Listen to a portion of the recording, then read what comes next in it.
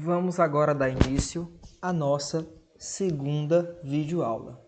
Como todos sabem, me chamo Ícaro Castro e estamos na nossa disciplina de Anatomia e Fisiologia Humana com carga horária de 30 horas.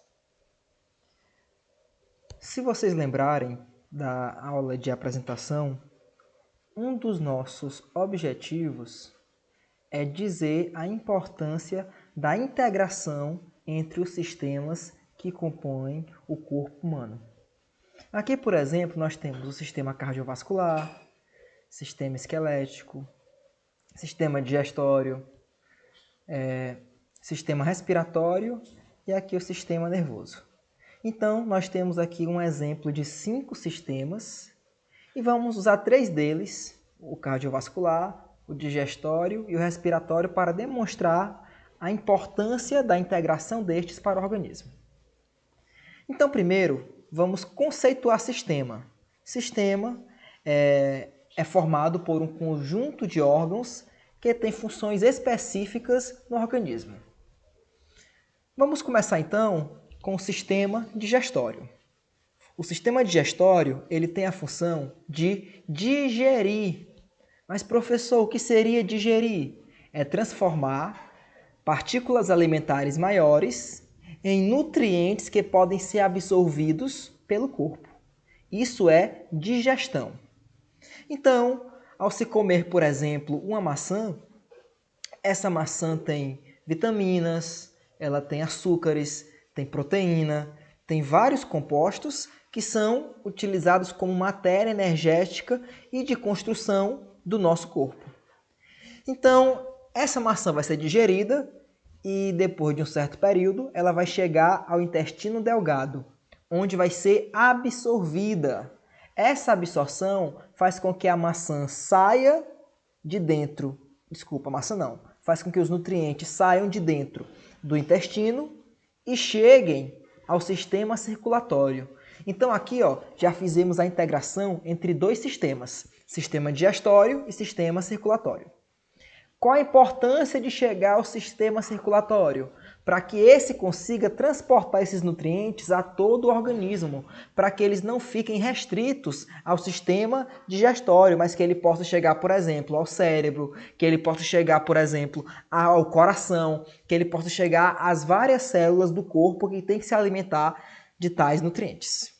Ok, vamos agora para outro sistema muito importante, que é justamente o sistema respiratório.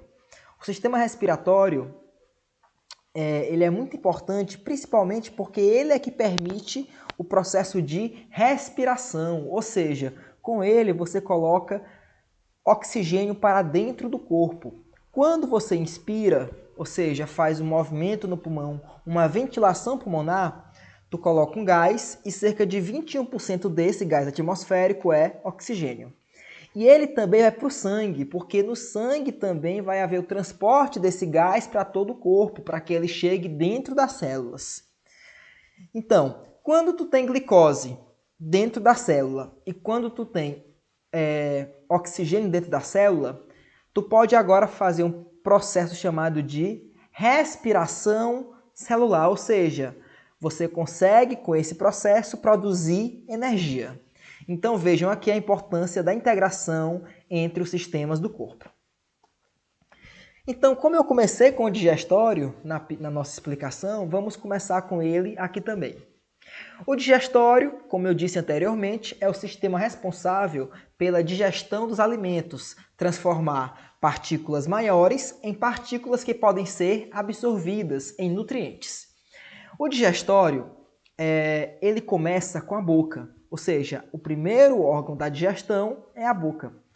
E a digestão, a boca, ela faz 2 tipos de digestão. Digestão química e digestão mecânica. Esqueçam o nome de vocês, mas não esqueçam disso. A boca faz tanto digestão química quanto digestão mecânica. A digestão química é aquela que se utilizam enzimas, ou seja, moléculas químicas para quebrar os alimentos.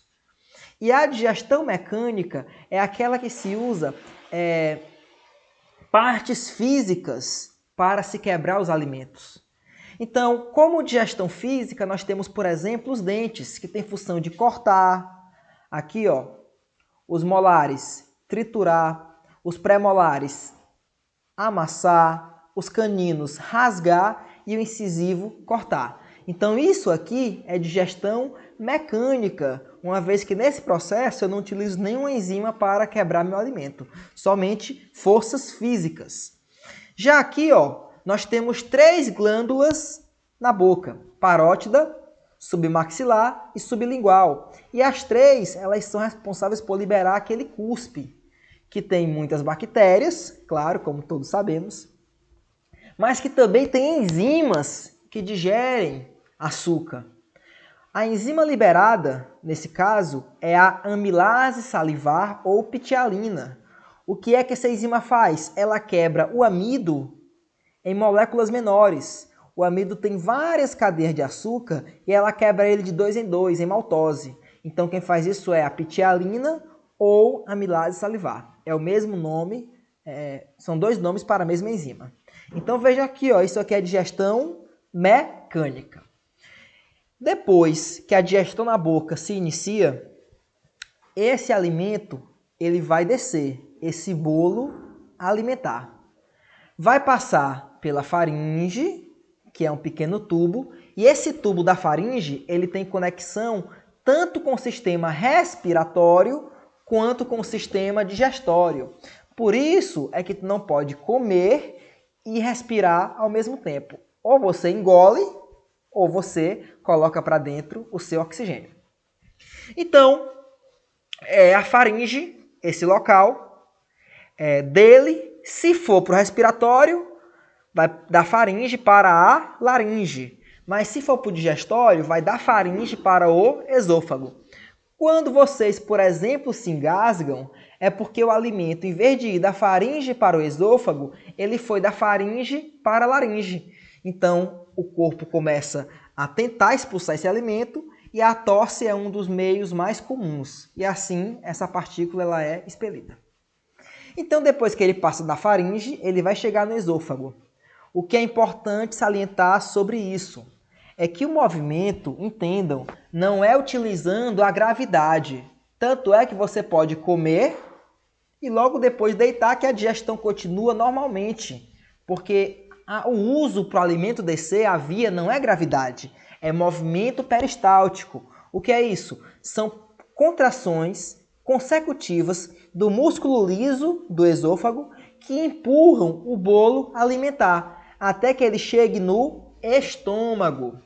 Então nós temos aqui o nosso estômago e vamos ver um pouquinho melhor na frente.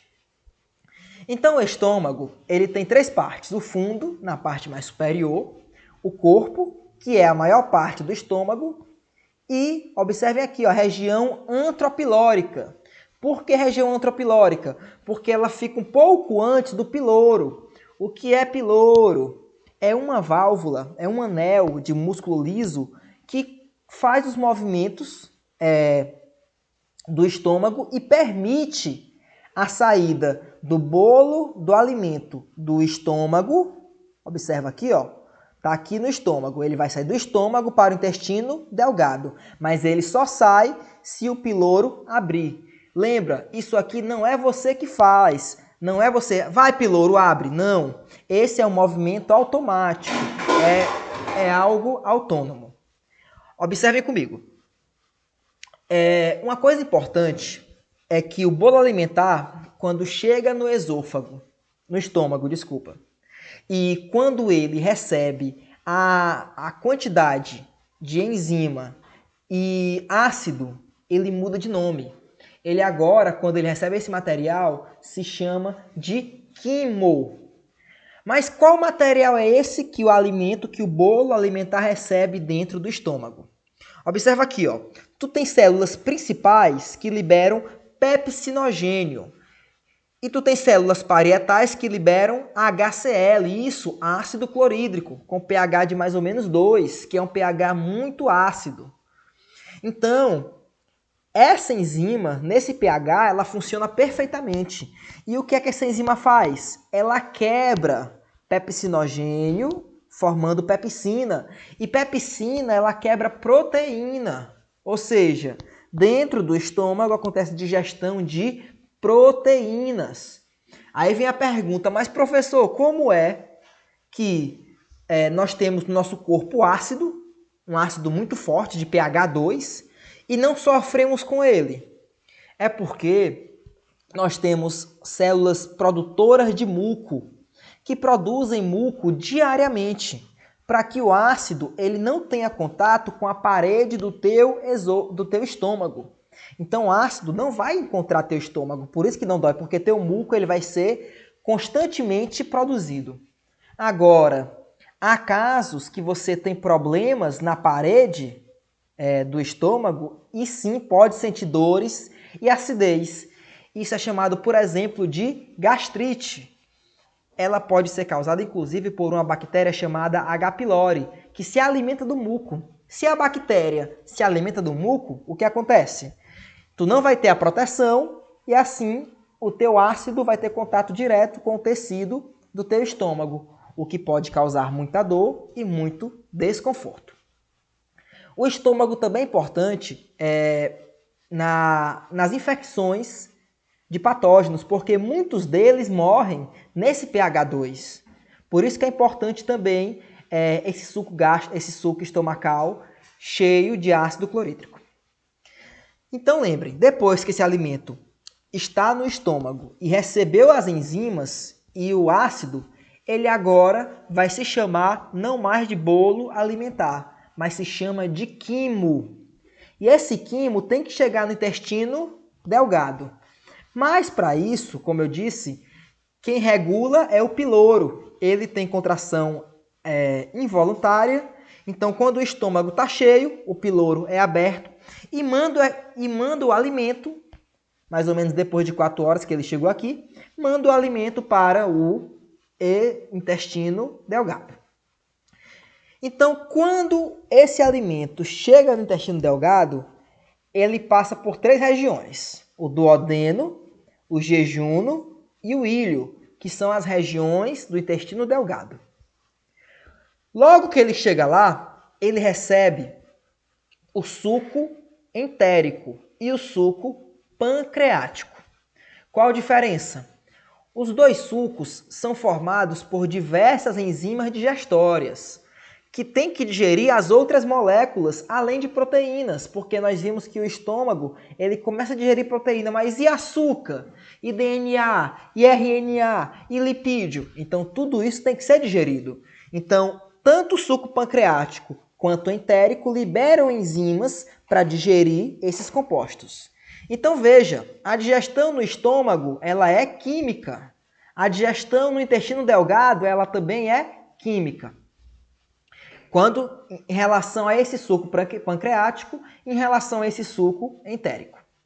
Qual a diferença entre os dois? É que o próprio intestino produz, que é o entérico, que vai ter glicoaminase, aminopeptidase, dipeptidase, maltase, sacarase, lactase, aqui ó, muitos açúcares que ela quebra.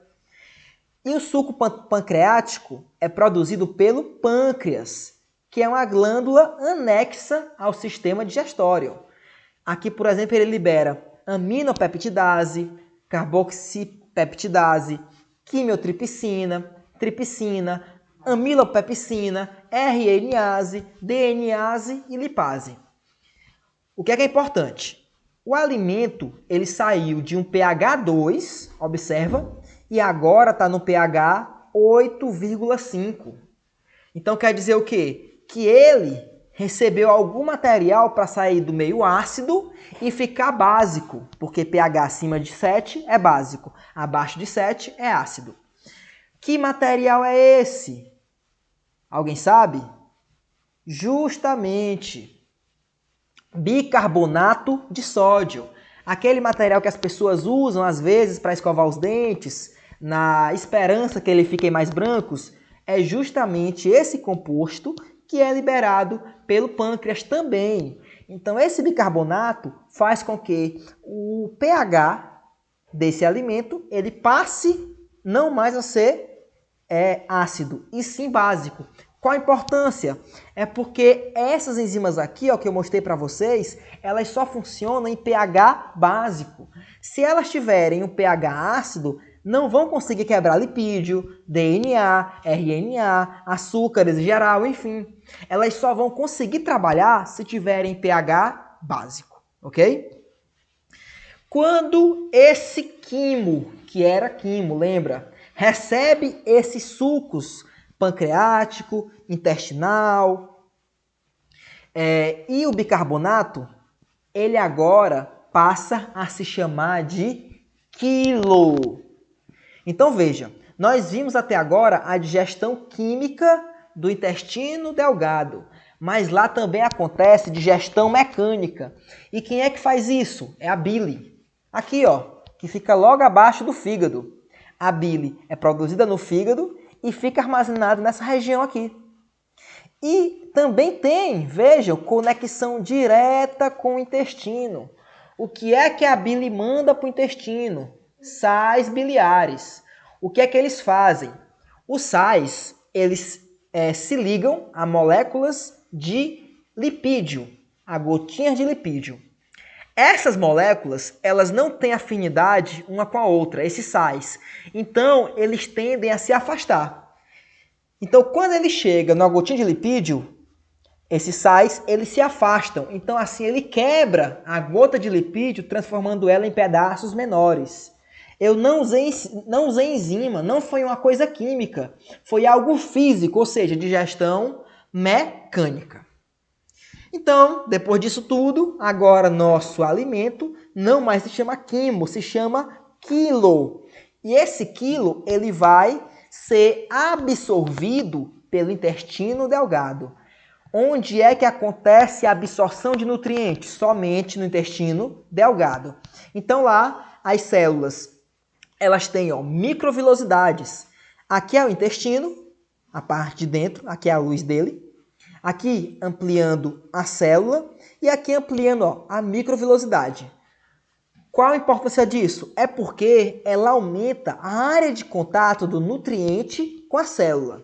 Se não tivesse, acompanha aqui meu mouse, se não tivesse microvilosidade e isso aqui fosse uma célula, o alimento teria esse contato aqui, ó. Vejam aqui, ó, reto, ok? Mas com microvilosidade, o contato é esse, subiu, desceu, subiu, desceu, subiu, desceu. Então eu quero que percebam como aumenta grandemente a área de contato do quilo com as microvilosidades. Dessa forma, isso permite que a absorção seja muito mais eficiente. Beleza, absorveu para ir para onde? Lembra que eu falei na integração? Vai para o sistema cardiovascular. Então, ó, ele sai daqui de dentro e entra aqui, ó, nos capilares sanguíneos. E daqui eles são levados para todo o corpo. E isso permite que todo o corpo seja nutrido e tenha, então, alimento, tenha, então, nutrientes. Depois que aconteceu essa absorção de nutrientes, algumas coisas não foram absorvidas. E essas têm que ser eliminadas. Então, isso vai entrar agora no intestino grosso. O que é mais importante saber sobre ele é que nele não tem absorção de nutrientes, não. Toda a absorção de nutrientes aconteceu no intestino delgado. Ele só ajuda na absorção de água. Então, desse material que está aqui, 75% é água que pode ser absorvida e que vai sendo absorvida, e 25% é sólidos. Ou seja, fibras que não foram quebradas, alimentos que não foram absorvidos, entre outros. Esses 25% de sólidos se diferem em dois tipos de materiais. Materiais não digeridos, 70%, e 30% são bactérias, justamente aquelas que nós falamos, vamos recompor a flora intestinal. Quando você tem diarreia, por exemplo, uma coisa que se faz muito é tomar remédios que recompõem a flora intestinal. para que essas bactérias voltem a estar nessa quantidade. Por quê? Primeiro, ela impede que outras bactérias cheguem ao teu intestino e assim te cause doenças. Além disso, elas também produzem vitamina K, vitamina B12, tiamina, riboflavina, dentre outros. Então, depois que esse conjunto de alimento que tem a água absorvida chega no intestino grosso, ele passa pelo seco, colo ascendente, colo transverso, colo descendente, colo sigmoide, até que chega no reto. O que é importante é que essa ida, ela não é controlada pela gente, é involuntária. A única coisa que você controla é o músculo anal, que permite a saída ou não das fezes. Então, quando, abre aspas, dá vontade de defecar, é porque o teu alimento ele se encontra aqui no reto, mas você pode segurá-lo ou não, utilizando os músculos contráteis do ânus, ok? Então, posteriormente, esse alimento ele chega ao ânus e aí ele pode ser expelido com uma ajuda de uma contração abdominal. Percebam que quando vocês defecam, vocês colocam a força no abdômen que ajuda a empurrar as fezes para serem expelidas, ok? Além disso, vamos também trabalhar aqui agora o sistema urinário. Esse sistema ele é fundamental também, pois ele permite a filtração do sangue.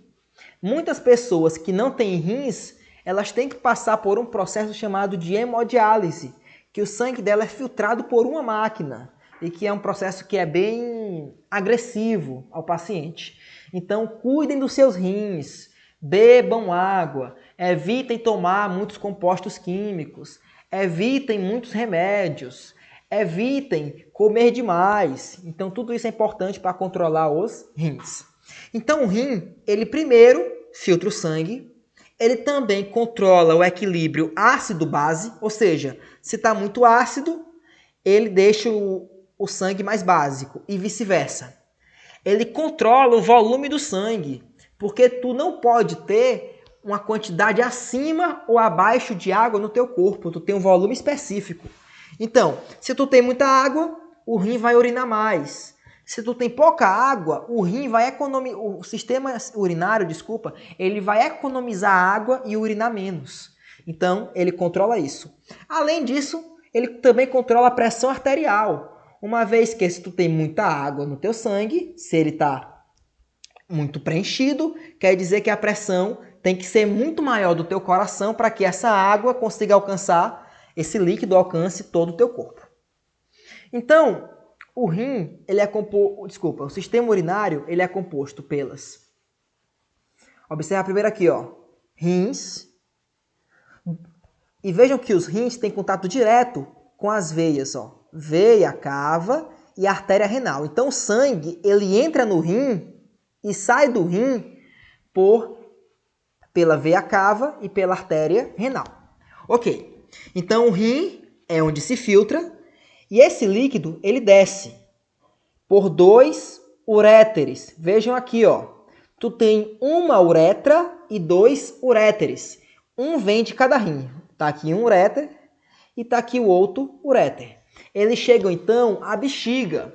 A bexiga funciona como um balão que armazena esse líquido, que tu chama agora de urina. Então, quando tua bexiga ela fica com a quantidade cheia, há um estímulo para que você urine. Então, tem aqui a saída da bexiga e vai passar então pela uretra. Na mulher, a uretra ela serve somente para liberar urina. No homem, a uretra tem 2 funções. Tanto ela libera a urina, quanto também libera os espermatozoides na hora da ejaculação. Certo, o senhor mostrou que tem a artéria renal, a veia renal, disse que o sangue entra aqui, mas a primeira pergunta é, por dia, o nosso rim filtra quantos litros de sangue? Esse, sem dúvida, é o filtro mais eficiente que vocês já conheceram. Cada rim de vocês, por dia, filtra 180 litros de sangue. 180 litros de sangue. Só que entendam, a maior parte desse líquido filtrado, ela é reabsorvida. Imagina, se tudo que chegasse no rim fosse expelido, tu iria perder 180 litros de água por dia. Isso não pode acontecer, né? Porque tu nem bebe nem 2, para se duvidar. Então o corpo ele vai absorver grande parte, reabsorver essa água e mandar de volta para o sangue, deixando lá, para ser eliminado, somente aquilo que realmente é tóxico para o corpo. Então quem filtra realmente é o rim. Então o rim ele vai ter partes chamadas de néfrons. Então, se nós ampliarmos um néfron, tá aqui, ó, isso aqui é o néfron, ok? E aqui nós vamos ver algumas estruturas do néfron. Primeiro ponto, observa que o néfron ele tem contato direto com os capilares sanguíneos, ou seja, sistema cardiovascular ou circulatório em contato direto com o sistema urinário. Então, teu sangue ele vem numa pressão alta. Quando vem na pressão alta, ele sai, ó, de dentro dos capilares e ele passa agora para dentro do néfron.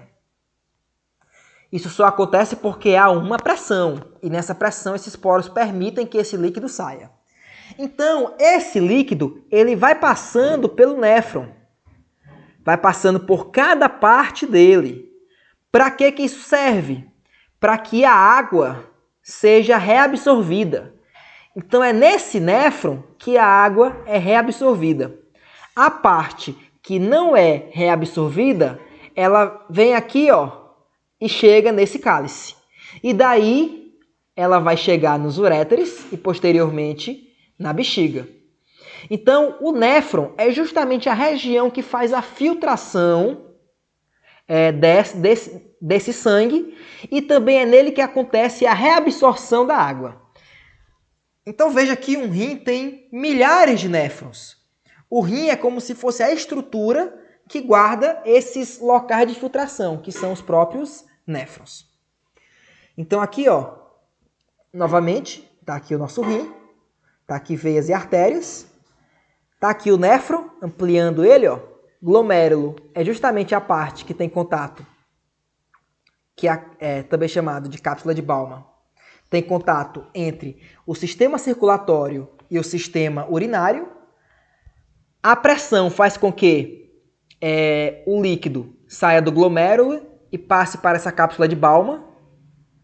E daqui ele passa por todo o néfron, sendo reabsorvido para o sangue. Vejam aqui, ó, que ele tem contato direto com vasos. Isso para quê? Para que essa água ela volte para o sangue. Lembrando, 180 litros por dia ele filtra.